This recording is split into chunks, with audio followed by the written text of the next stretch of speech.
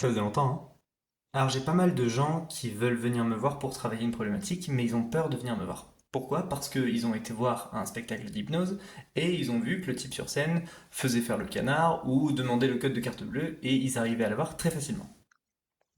Et ben aujourd'hui, on va briser un mythe sur l'hypnose.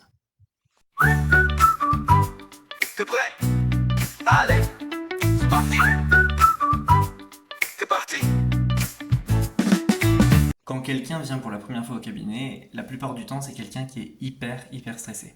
Parce que justement l'hypnose ça fait peur parce que c'est pas naturel. Mais on a vu déjà la dernière fois que l'hypnose, en fait, c'est un état qui est tout à fait naturel. On passe entre 30 et 60 fois en hypnose par jour.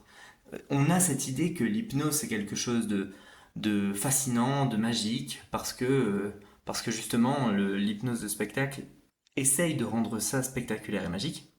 Mais à la base, c'est juste un état de presque de sommeil. Alors on dort pas, on l'a vu la dernière fois, mais c'est cet état entre le sommeil et l'éveil. On n'est pas loin du sommeil, mais on dort pas totalement. Alors je vous vois venir. Quelle est la différence entre l'hypnothérapie et l'hypnose de spectacle? Alors déjà, c'est pas les mêmes techniques. En hypnose de spectacle, on va utiliser des choses qui sont beaucoup plus spectaculaires et beaucoup plus rapides, évidemment. À base de claquements de doigts, à base de toucher son front avec son doigt, etc. Mais en soi, c'est exactement la même chose, puisqu'on arrive dans le même état. L'idée de l'hypnose, c'est de déconnecter le conscient pour accéder à l'inconscient. À partir du moment où le conscient est déconnecté, on arrive dans le même état. Sauf qu'en hypnothérapie, on va utiliser des techniques qui sont beaucoup plus douces, justement. On va se rapprocher de la méditation.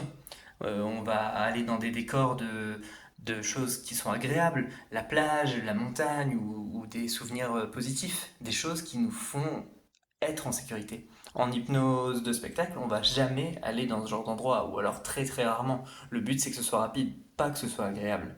On peut allier les deux, mais c'est beaucoup plus rare. En tout cas, c'est pas le but. C'est pas le but parce que en hypnothérapie, on va aller travailler quelque chose. Le but, c'est justement d'être installé dans un confort, installé dans une sécurité pour pouvoir aller plus loin et travailler un inconfort, que ce soit une addiction, que ce soit un stress, que ce soit un deuil. Tout ça, il faut quand même être un minimum en sécurité. Et ça, l'hypnose de spectacle ne prend pas le temps de l'installer parce qu'il n'en a pas besoin. Le but, c'est de divertir. Ça n'a jamais été de rendre la personne, de faire du mieux.